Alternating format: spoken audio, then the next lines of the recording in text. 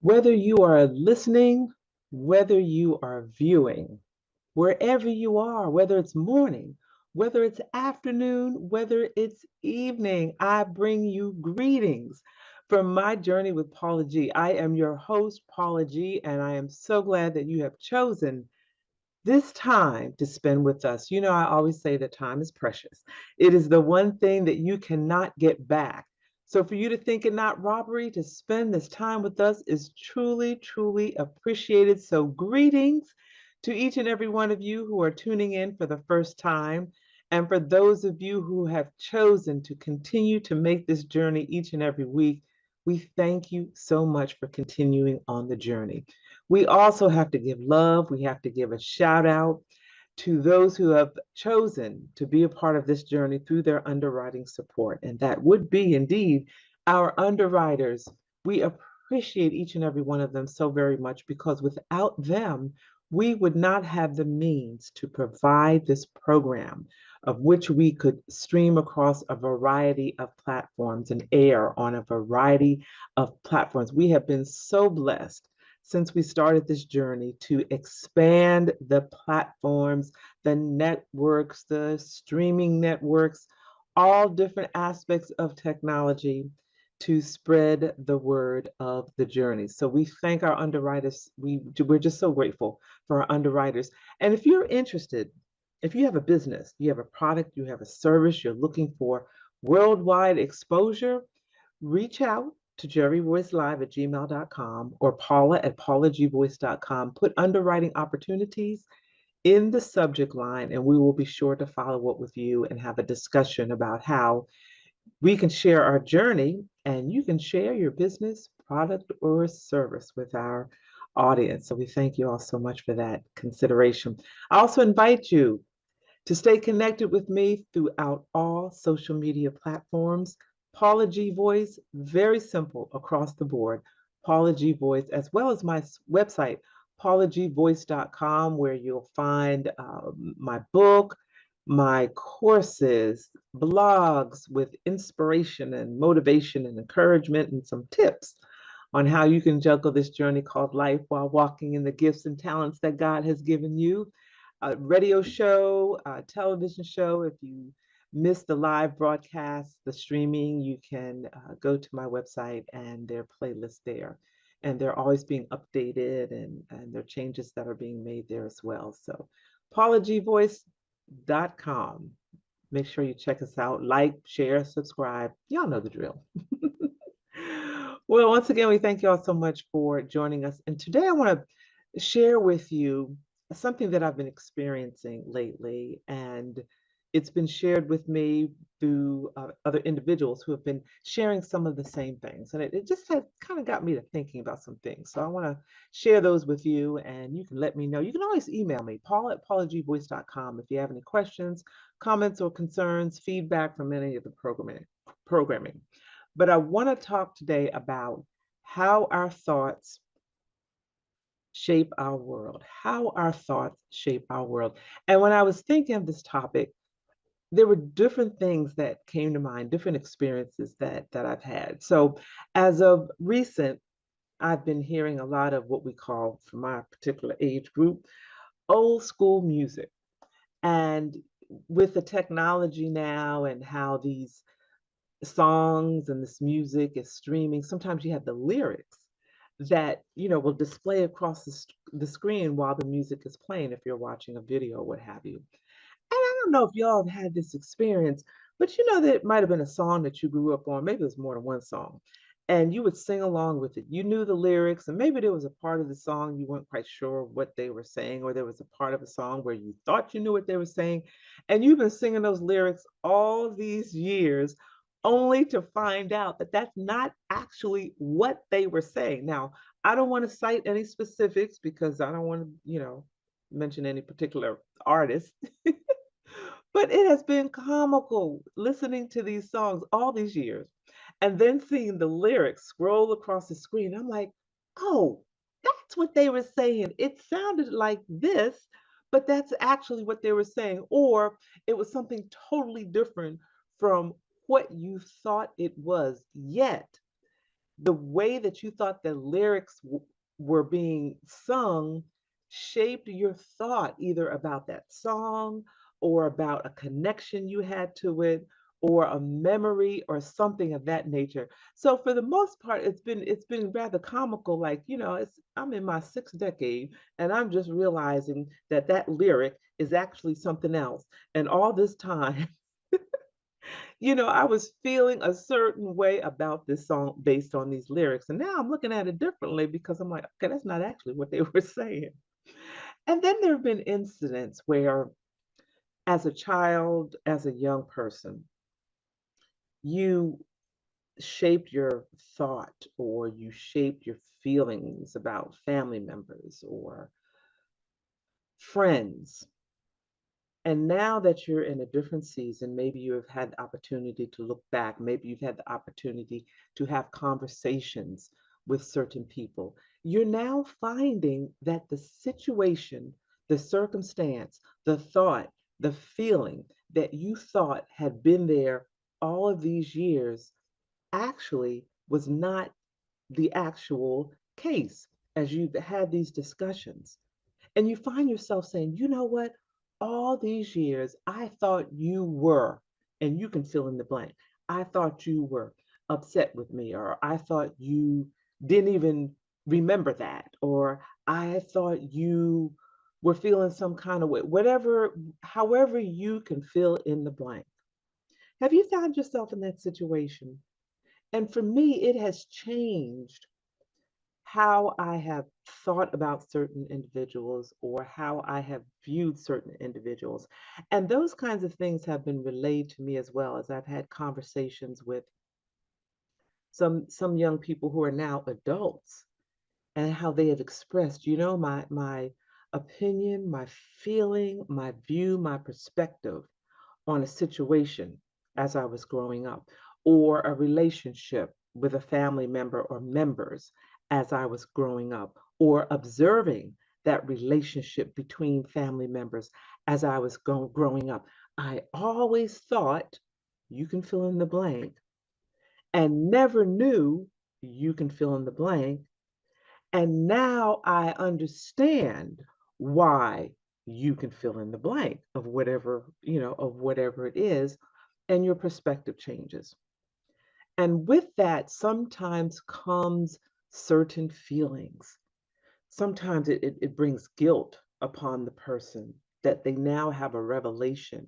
Sometimes it brings anger, sometimes it brings joy, sometimes it brings relief, resolution, release. But whatever the situation is, however you fill in the blanks, it now leaves us in this season of our life with a different perspective, one that is perhaps more accurate than the one we have perceived all these years. So it got me to thinking of just how our thoughts and how we view things, how we view people, how we view circumstances truly, truly changes our perspective on things and it shapes our world. I remember reading about a story, and I can't recall if it was a devotional or part of a book, or I can't remember what it was. But it was a story about a young family, a husband and a wife and a little boy. He was an only child.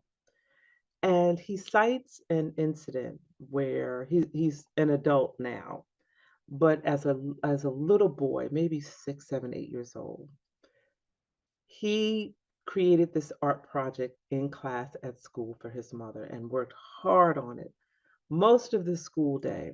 By the end of the school day, he had finished this art project for his mother, and he was so excited. And he was thinking all day long when he takes it home to her how surprised she's going to be and how happy she's going to be, and just the joy that he's going to feel in presenting her with this project that he had taken the time to meticulously create for her throughout the school day, and got on the school bus and he's excited and he's walking home to the house from the school bus, and he gets in the house and, mommy, mommy, mommy, look what I made for you in school today. He's all excited. And his mother says, Didn't I tell you to make your bed and put your breakfast dishes in the sink before you left for school this morning? Your bed has been made unmade all day long. I left those dishes on the table because I'm not putting them in the sink. I have told you over and over to put those dishes in the sink. And she totally did not notice or see this project.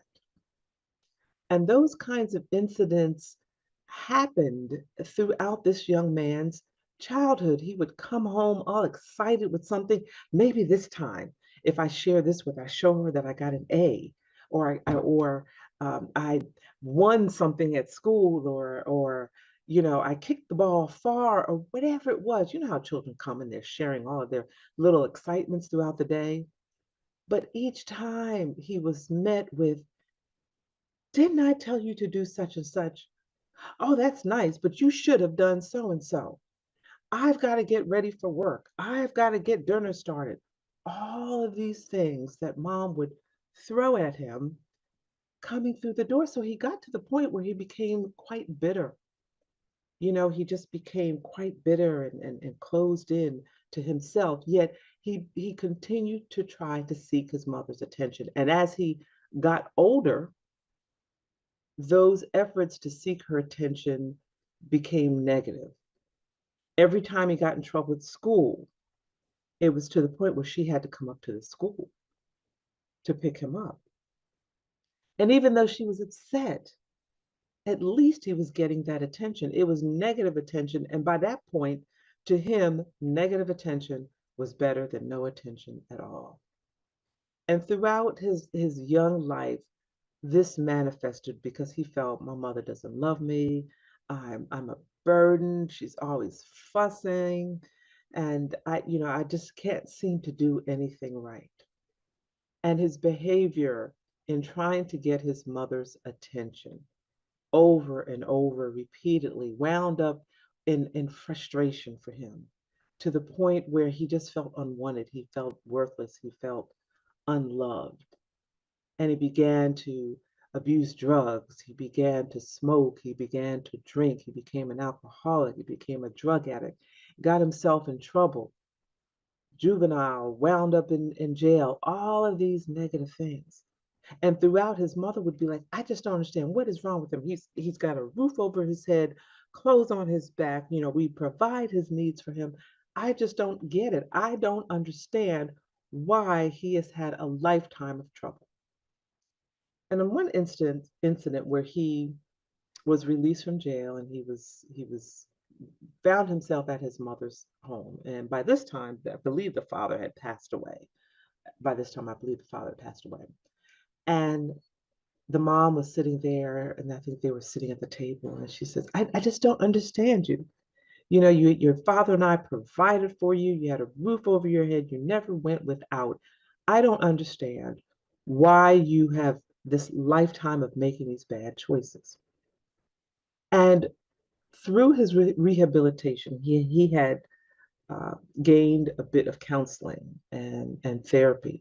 And through the counseling and through the therapy, he was able to peel back those layers. You all have heard me talk about peeling back those layers and get to the core of his behavior. And the core of his behavior was the hunger for his mother's love, the hunger for his mother's attention. And he began to share this with her, how he always felt unwanted, unloved, uncared for, and he would try to get her attention through positive means. And when that didn't come to fruition, he then resorted to negative means. And he just wanted his mother to love him, to notice him, to pay attention, to love on him, to give him positive accolades, to let him know how wonderful and precious he was. And as he was sharing this, tears started streaming from his mother's face. And she started to cry. And he couldn't understand the tears. He couldn't understand why his mother was crying. And she began to share with him why she was crying. We're going to take a quick break. And when we come back after the break, I'm going to share with you the rest of the conversation between mother and son. So stay tuned for a few messages, and we, if I can talk, We'll be back in a moment.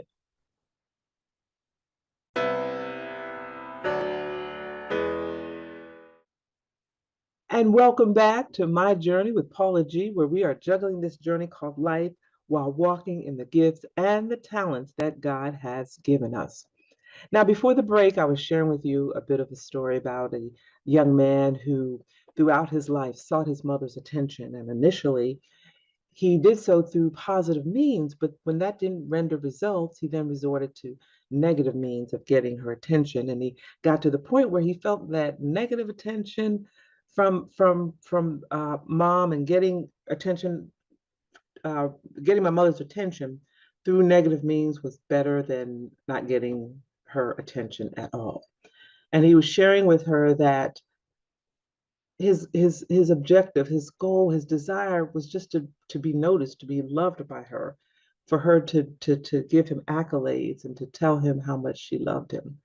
And as he was sharing this with his mom, he's now an adult, he was sharing this with his mom, and she began to cry. Tears just started streaming down her face. And she began to share with him her journey.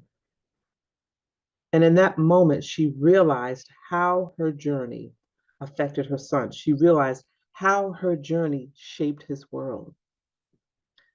And she began, and she could remember, there was the other thing too, is she could remember a lot of those incidents that he was sharing with her, where he came home with that project that first time. And she began to share, she said, it was never about you. This is mom talking, was so caught up in my own despair, distress. And she began to share how things were not going well, or things did not go well between her and his father. Yet they put on a good front in front of him, because we always do these things as parents. Parents stay together, parents endure things, parents tolerate each other, if you will. I don't really like to use that word, but tolerate each other, if you will, for the sake of the children.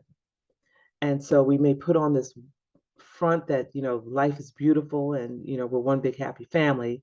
Yet behind the scenes, there's a lot of turmoil and unhappiness. And she began to share about how unhappy she was in her marriage, and how her husband was always criticizing her and she could never do anything right, and how frustrating it was for her, but she really couldn't vocalize that to her husband. And so when her son would come home, she transferred those feelings, those negative feelings, those emotions. She transferred all of that, unfortunately, to her son. So when he came through the door, she didn't really see him because she was so caught up in her own, negative thoughts, that it came out. Y'all follow what I'm saying? It just came out. And in that moment, she realized how her behavior affected her son throughout his life, and how his thoughts in regard to how he thought she felt about him shaped his world.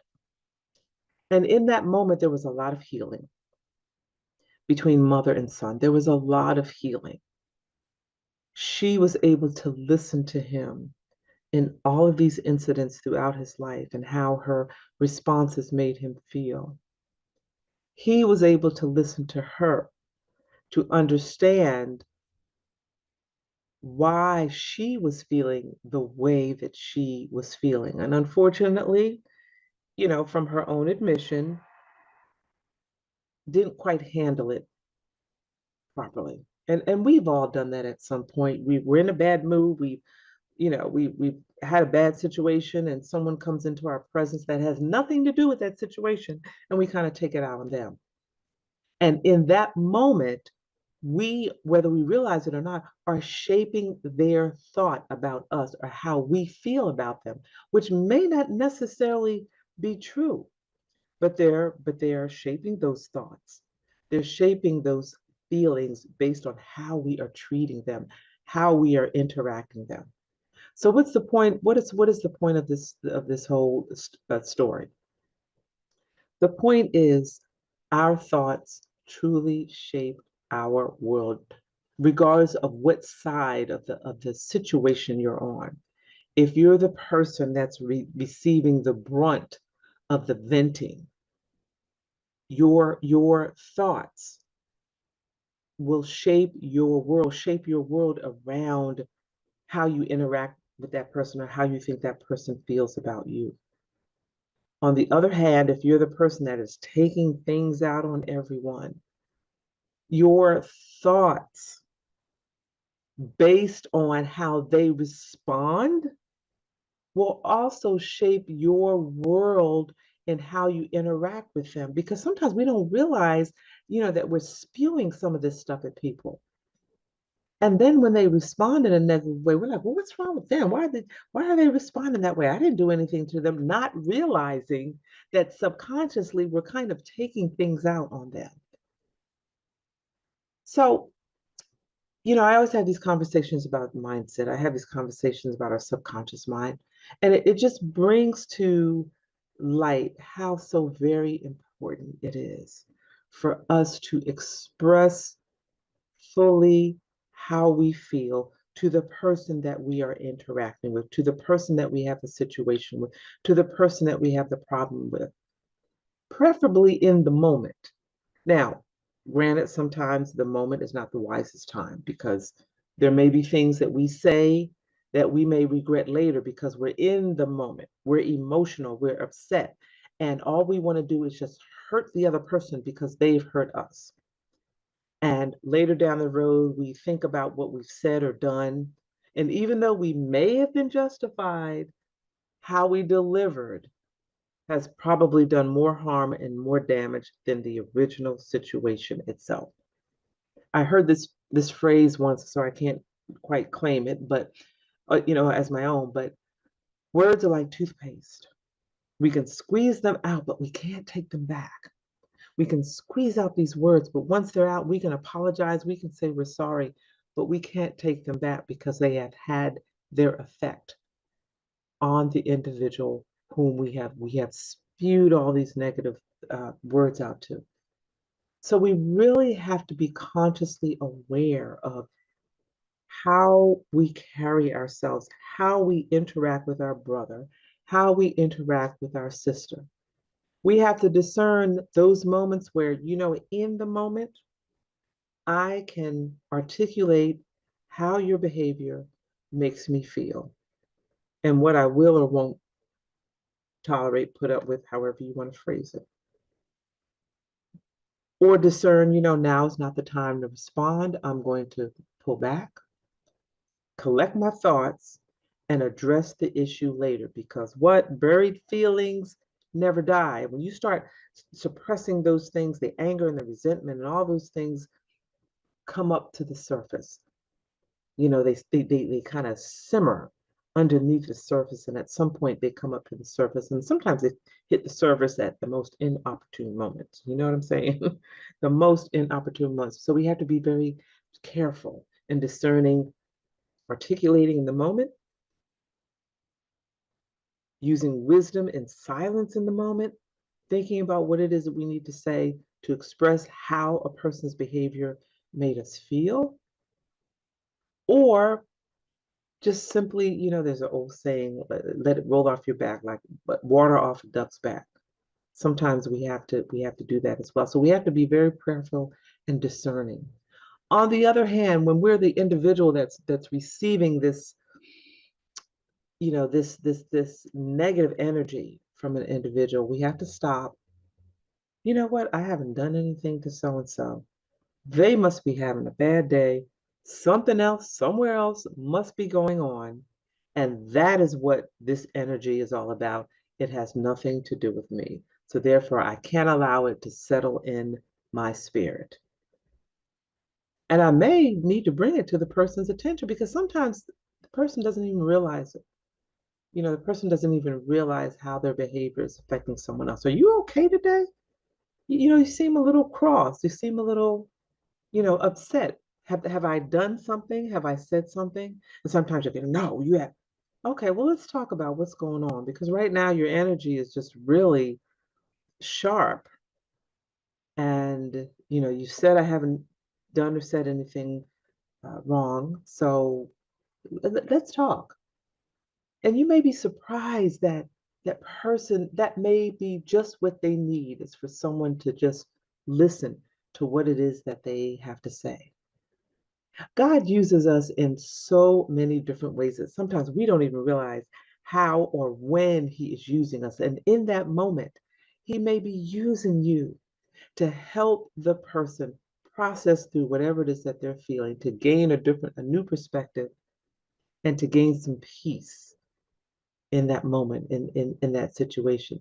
You may be that vessel that they need in that moment, because we all have these challenges while we are juggling this journey called life, while we're walking in the gifts and the talents that God has given us. We all have these challenges.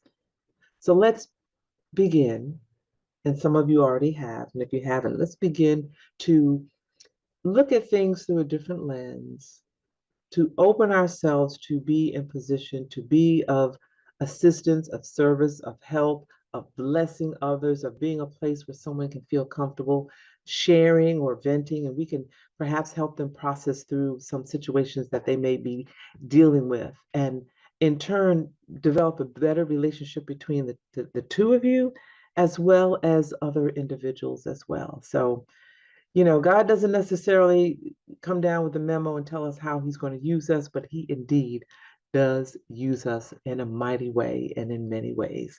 So I hope that helped you today. We have certainly come to the end of our journey, and I'd like to thank each and every one of you for tuning in, for listening, for viewing. We thank you all so much for embracing the journey. We thank our underwriters as well for embracing the journey and for helping us to provide a platform to share each and every week how we're all juggling this journey called life. Make sure you stay connected. PaulaGVoice.com, my website, social media across the board, Paula G Voice. And until next time, remember that the greatest conversation you will ever have is the one that takes place in between your ears. What are you speaking to yourself? Is God a part of that conversation? And are you listening to His still small voice? Until next time, ladies and gentlemen, embrace the journey.